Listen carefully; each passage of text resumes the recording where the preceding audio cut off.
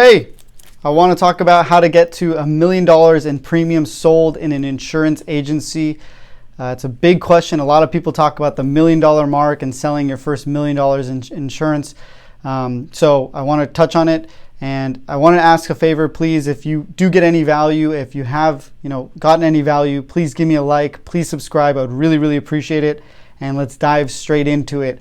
I also want to just be completely transparent. I'm not at and I'm not afraid to say it, I'm not actually at the $1 million mark just yet. I'm really close.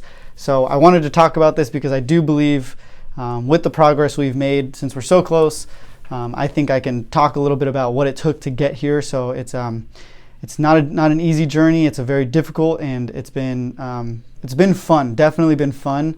So don't be discouraged. It's not the easiest thing to do, but it's a fun time. So let's dive straight into it. How do you get to $1 million in premiums sold? And just to be clear, that means $1 million in insurance policy sold. So an auto policy, $1,000. A general liability policy for $10,000. That's 11. Now you're getting to you made $100,000 in sales your first year. It doesn't mean commissions. Not $1 million in commissions. This would equate to $1 million in premiums sold. Would probably equate to typically about $100,000 in commissions. Granted, it's a 10% commission, typical, pretty standard with most companies. Sometimes higher, sometimes lower, but yeah, that's how it is.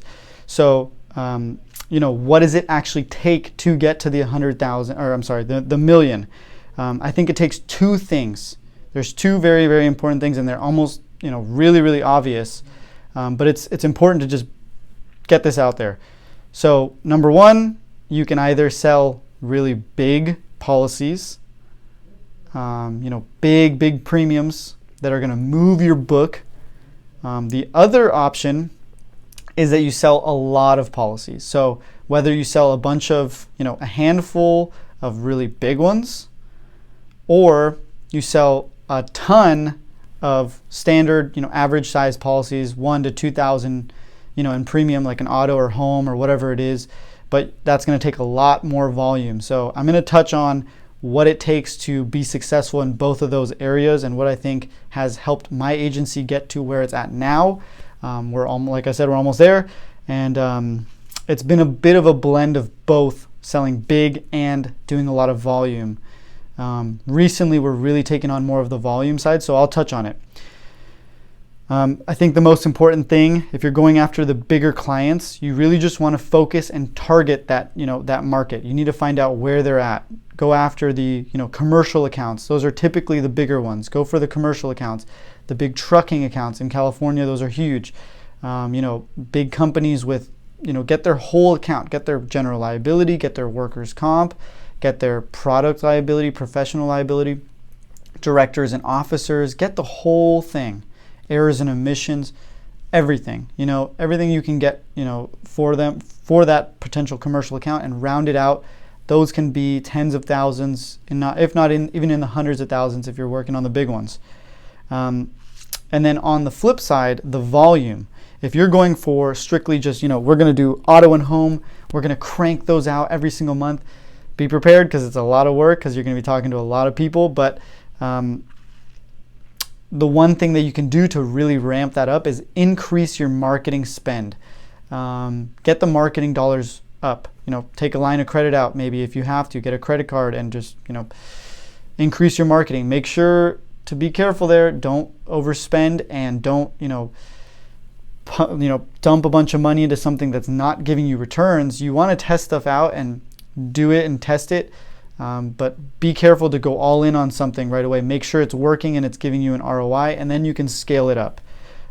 Increasing marketing spends, you can buy leads, you can run ads. There's a lot of stuff you can do, and I'm happy to talk about that in a separate one. But the next thing, and there's several things that follow these for the bigger clients and the increasing the marketing spend if you're going for the volume.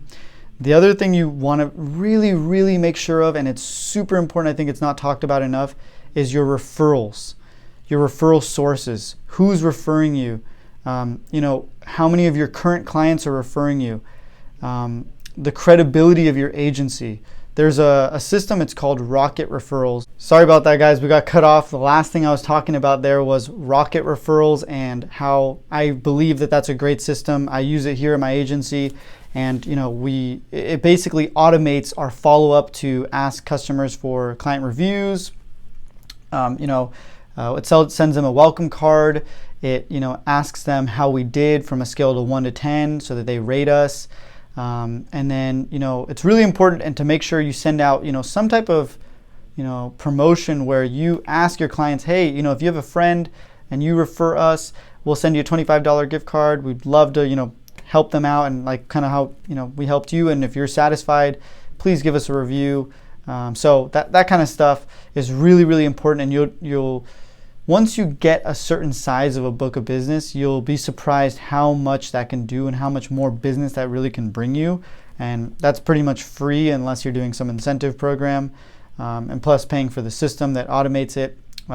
You could do that manually yourself, but I believe automating it is the future, and that's a great way to scale up. So another very, very important point that I want to talk about that can help really generate more sales, get more premium on the books, get you closer to that $1 million in sales faster, is by hiring.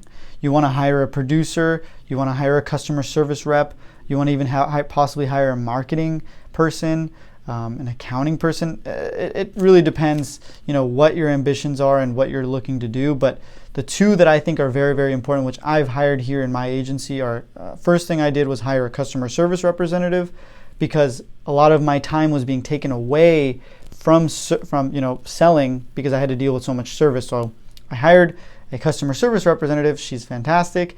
And then on top of that, I hired a producer who helps hunt, bring in more deals, follow up on leads. We're paying for live transfers. We're paying for, leads to come in, but it's really important that somebody's working those and exhausting those and not just letting them slip through the cracks, because, that's just wasted marketing dollars. And it's really important that you do everything you can to close those leads that are coming through the doors, and don't waste your money. Going back to the efficiency thing, I want to just touch on this last point. And this is the last point that I'm going to make about, growing an agency and getting it to $1 million in premium. And it's advice that I got from my dad.